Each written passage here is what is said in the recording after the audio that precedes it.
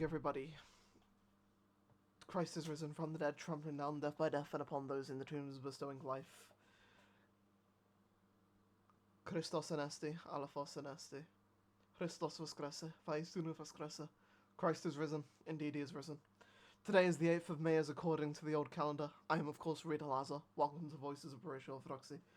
So, we have something very interesting today where, overall, there are 4 saints, technically speaking.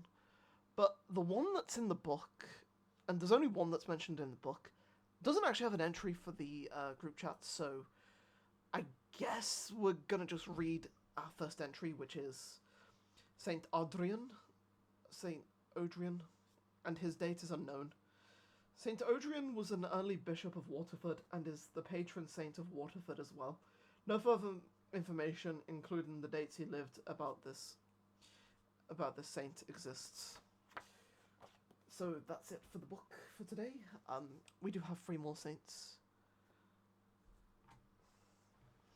The first of the 3 saints that's in here is Hieromartyr Indracht of Glastonbury and his companions at Shapwick, and these are from the 7th or 8th century. Saint Indracht was an Irish saint. The story is that Saint Indracht, with 7 companions, was on his way back from a pilgrimage to Rome, and turned aside to visit St. Patrick's tomb at the second Rome, as Glastonbury was called because of the number of saints buried there. They had filled the scripts with parsley, a most intimate touch, and other seeds for Ireland. Their staves were tipped with brass. Unfortunately, the natives mistook this for gold. They were all murdered in the neighbourhood of Shapwick near Glastonbury. Some 3 centuries later, in the time of King Ina of the West Saxons, all their bodies were translated to Glastonbury and buried in the abbey church, the saint under a pyramidal stove on the left of the altar, the others at various spots under the pavement in the church.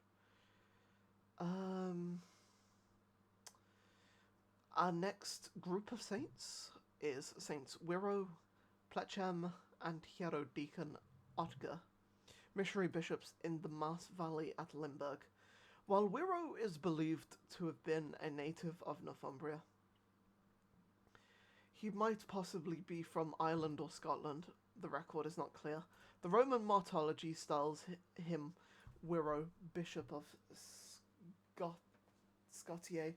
His biographer tells us he was ordained a priest with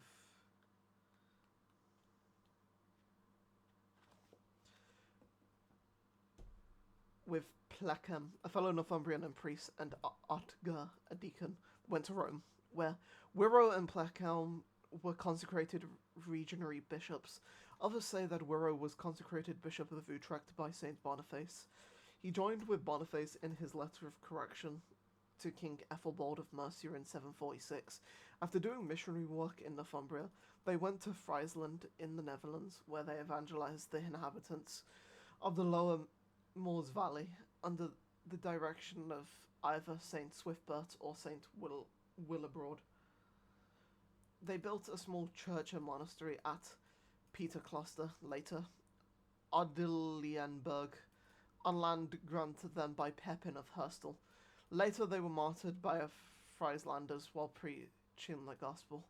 The relics of Wiro and Plechelm were translated to the church they built at Romond, but Otgers remain at their original burial place at Odilburg. And our final, very long entry is Saint Catald of Tarentum Bishop, 7th century.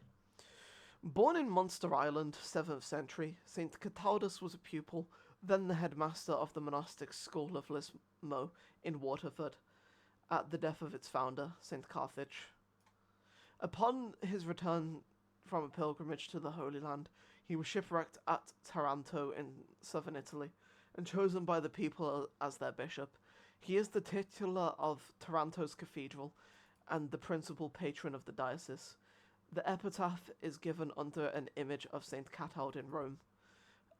Me to him burn sol me traxere, Tarantum nunc tenet, huic ritus dogmata jura dedi.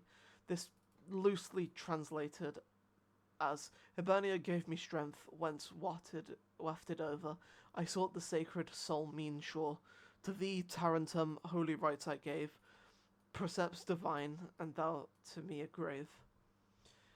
It is odd that an Irishman should be so honoured throughout Italy, Malta, and France, but have almost no recognition in his homeland.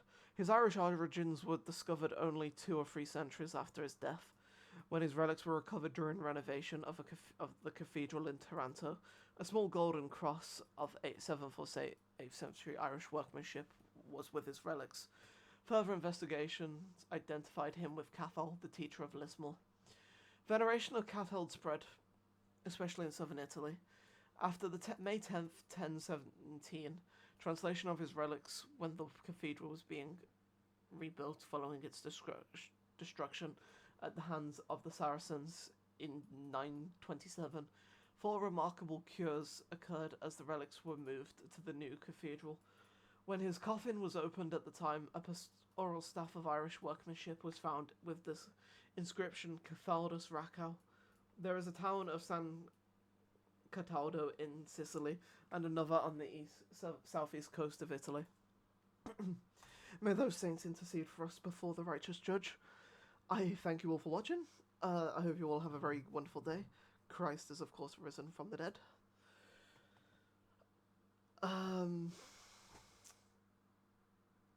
May those saints intercede for us. See you for tomorrow's episode. God bless you all, and amen.